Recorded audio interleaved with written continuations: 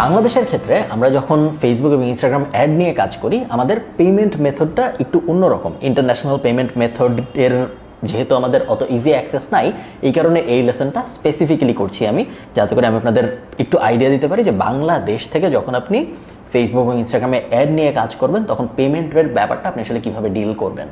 প্রথম কথা হলো, ফেসবুক এবং ইনস্টাগ্রামে আপনি যদি অ্যাড দেন তাহলে আপনার অবশ্যই একটা ইন্টারন্যাশনাল কার্ড লাগবে, ডেবিট বা ক্রেডিট কার্ড, যেই কার্ড দিয়ে আপনি ফেসবুক বা মেটা এম্পায়ার যেটা আছে ওইটাকে টাকা দিবেন। ওরা তো ক্যাশে টাকা নেয় না বা ওরা চেকে টাকা নেয় না, ওদেরকে সবসময় কার্ড দিয়ে টাকা দিতে হবে। একটা সময় ছিল যখন এই যে ইন্টারন্যাশনাল কার্ড বলতে মূলত সেই সব কার্ডকেই বোঝানো হয় যেসব কার্ড দিয়ে ডলারে পেমেন্ট করা যায়, ইউএসডিতে পেমেন্ট করা যায়, যেগুলো ওগুলো ইন্টারন্যাশনাল কার্ড।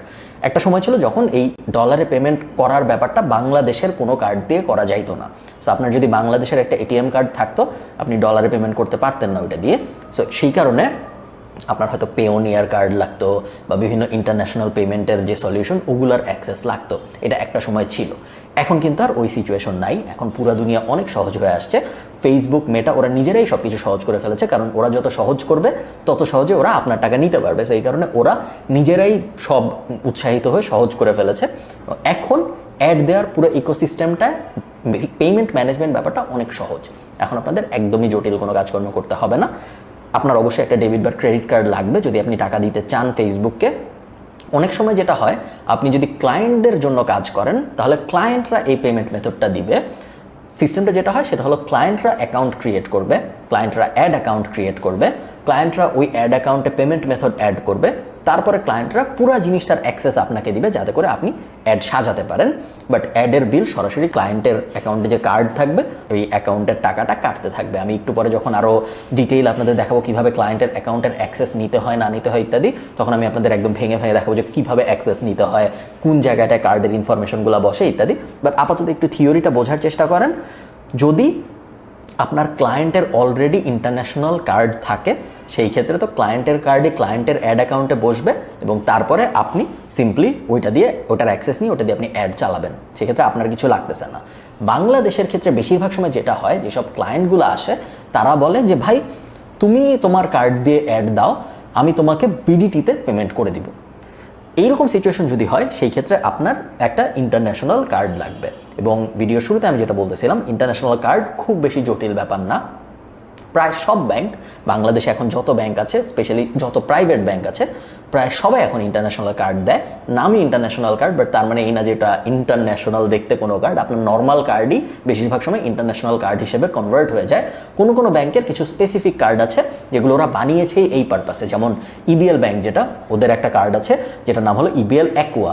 ওই কার্ডটার কাজই ওটা দিয়ে ডলারে পেমেন্ট করা যায়। ডাচ বাংলা ব্যাংকের একটা আছে যেটার নাম হলো ডাচ বাংলা ফরেন সার্ভিসেস, এরকম কি জানি একটা, এবং ওটার কাজই এটা যে আপনি ওটা দিয়ে বিদেশি টাকায় কাজ করতে পারবেন। আপনার কাজ যেটা হবে, আপনি সিম্পলি আপনার ব্যাংককে ফোন দিবেন। আপনার যদি কোনো ব্যাংক থেকে থাকে, এখন যদি না থেকে থাকে সেক্ষেত্রে আমি অনেকদিন ধরে ইবিএল ব্যবহার করছি, ওটা করতে পারেন। বা আপনার যেই ব্যাংক পছন্দ আপনি ওই ব্যাংকে যেতে পারেন। জাস্ট ব্যাংককে আপনার জিজ্ঞেস করতে হবে যে ভাই আমি অনলাইনে ডলারে পেমেন্ট করব, এইরকম একটা কার্ড লাগবে আমার।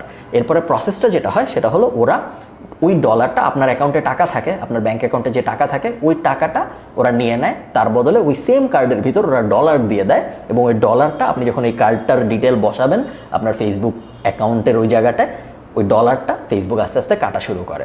এটা হলো পেমেন্টের বেসিক।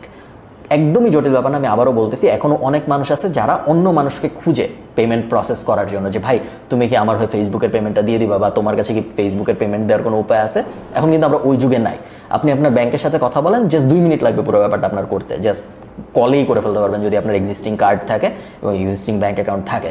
যদি না থাকে তাহলে ফার্স্টে অ্যাকাউন্ট খুলতে হবে, তারপর একটা কার্ড নিতে হবে, তারপর ওই কার্ডকে ইন্টারন্যাশনাল কার্ডে কনভার্ট করতে হবে। একদম সোজা ব্যাপার আমি বলতেছি। জাস্ট এটা আমি বারবার এটা এমফাসাইজ করার চেষ্টা করছি, বিকজ আমি অনেক মানুষকে চিনি যারা এখনও অন্যদের খুঁজে এই সহজ ব্যাপারটা হ্যান্ডেল করার জন্য। অন্যদের খোঁজার কোনো কারণ নেই। আপনি নিজে যখন পেমেন্ট দিচ্ছেন আপনার নিজের পেমেন্টে ক্রিস্টাল ক্ল্যারিটি থাকাটা খুব জরুরি। স্পেশালি যখন আপনি গোছায় বিজনেস করবেন, বিজনেসের প্রত্যেকটা পয়সা কোথায় খরচ হচ্ছে এটা আপনার জানা থাকতে হবে, এবং এটা জানা না থাকলে আপনি কিসের ব্যবসা করতেছেন। এবং নিজে যখন পুরো ব্যাপারটা না করছেন তখন ওটা আসলে হয় না। এবং আপনি যখন অন্য আরেকটা থার্ড পার্টিকে ব্যবহার করছেন পেমেন্ট হ্যান্ডেল করার জন্য, ওই থার্ড পার্টি দেখা যাচ্ছে প্রত্যেক ডলারের জন্য 2-3 টাকা এক্সট্রা নেয় অনেক সময়। খামাখা ওই কস্টটা আপনি কেন দেবেন? ওই কস্টটা দেওয়াটা খুব একটা লজিক্যাল মনে হয় না আমার। সো সব দিক থেকে যদি আপনি মিলান সেক্ষেত্রে নিজের একটা পেমেন্ট অপশন থাকাটা খুব ভালো আইডিয়া। অপশন 1 হইল ব্যাঙ্কগুলোর সাথে কথা বলে সলভ করা, আর অপশন 2 হইল যদি আপনার পেওনিয়ার টাইপ কিছু থাকে সেক্ষেত্রে ওই ইন্টারন্যাশনাল পেমেন্ট গেটওয়েটা ব্যবহার করা। জেনারেলি ব্যাংকের অপশনটা প্রায় সবার জন্যই কাজ করে। আরেকটা ব্যাপার আমি বলে রাখি আপনাদের, বাংলাদেশে কিন্তু আপনি যখন ফেসবুকে অ্যাড চালাবেন 15% ভ্যাট দিতে হয়, এবং এইটা ম্যান্ডেটরি। আপনি যখন কার্ডের ডিটেল বসাবেন, ফেসবুক যখন আপনার $100 বিল হবে, ফেসবুক আপনাকে $115 চার্জ করবে, এবং ওই এক্সট্রা $15 ফেসবুক আপনার কাছ থেকে নিয়ে বাংলাদেশ সরকারকে জমা দেবে। এটাই ডিল, এবং ভ্যাট এভাবেই কাজ করে। আপনারা যখন রেস্টুরেন্টে খেতে যান, আপনারা দেখেন যে কোনো রেস্টুরেন্টে 15%, কোনোটা 21%, কোনোটা 7.5%, বিভিন্ন ধরনের ভ্যাট হয়। আমরা যখন সুপার শপে কিনি আমরা 2.5 না 3% এক্সট্রা ভ্যাট দিই বাংলাদেশে। এগুলা থাকবে, এবং ওই সিস্টেমটা হলো ওই কোম্পানিগুলা ভ্যাটটা আপনার কাছ থেকে কালেক্ট করবে এবং তারপর সরকারকে জমা দিবে। সো আপনি যখন আপনার অ্যাড অ্যাকাউন্টের ভিতর 15% এক্সট্রা টাকা চলে যাচ্ছে দেখবেন, ওটা দিয়ে ভয় পাবেন না, ওটা কিন্তু ফেসবুক কাটতেছে, বিকজ ওরা ওইটা সরকারকে জমা দিবে। আপনার ট্রানজ্যাকশন, এটা আমি বলে রাখি, এটা অনেকেরই হয়তো লাগবে না, বাট অনেকের লাগতে পারে। ফেসবুকে যখন আপনি অ্যাড অ্যাকাউন্ট খুলবেন, একটু পরে আমরা আপনাকে অ্যাড অ্যাকাউন্টের সব ডিটেল যখন দেখাবো তখন আমি আপনাদের দেখাবো কোন জায়গাটা অ্যাড অ্যাকাউন্টের ডিটেল বসাইতে হয়। আপনার অ্যানুয়াল টার্নওভার বা অ্যানুয়াল রেভিনিউ যদি 30 লাখ টাকার কম হয়, তাহলে আপনার জন্য বিআইএন নাম্বার ম্যান্ডেটরি না। বিআইএন নাম্বার, বিআইএন কথাটার মানে হলো বিজনেস আইডেন্টিফিকেশন নাম্বার। এই নাম্বারটা যদি আপনি দেন, তার মানে হইল আপনি নিজের ভ্যাট নিজে দিবেন।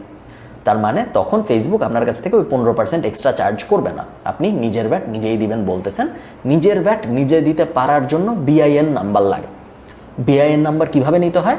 আপনি যেভাবে ট্রেড লাইসেন্স নেন এনবিআর এর কাছ থেকে, national board of revenue, nbr.gov.bd, এই ওয়েবসাইটে যদি আপনি যান, আপনি দেখবেন খুব ক্লিয়ারলি বলা আছে কীভাবে বিআইএন নাম্বার নিতে হয়। বিআইএন নাম্বার যদি আপনার থাকে, সেই ক্ষেত্রে আপনি সরকারকে বলছেন যে ভাই আমি আমার ট্যাক্স নিজে দিব, অন্য কোনো কোম্পানিকে আমি এক্সট্রা টাকা দিব না, আমার যে ভ্যাট আছে, ট্যাক্স না ভ্যাট আছে যেটা, ওই আমার ভ্যাট আমি নিজেই দিব। সো আমি $100 খরচ করছি, এটার জন্য $15 ভ্যাট হয়েছে, এটা আমি আমার যে ভ্যাট উইন্ডো, ওই উইন্ডোর মধ্যে তোমাকে বুঝাই দিব। সো ওটা বুঝাই দেওয়ার ওই পুরো ব্যাপারটা করার জন্য বিআইএন নাম্বারটা লাগে। একটা ছোট্ট ইনফরমেশন আমি আপনাদের দিয়ে রাখি, 30 লাখ টাকার যদি কম হয় রেভিনিউ, তাহলে বিআইএন নাম্বার লাগে না। 30 লাখ থেকে যদি 80 লাখ টাকা হয়, তাহলে 3% দিতে হয় মিনিমাম, এবং 80 লাখ টাকার বেশি যদি হয় তাহলে 15% দিতে হয় মিনিমাম।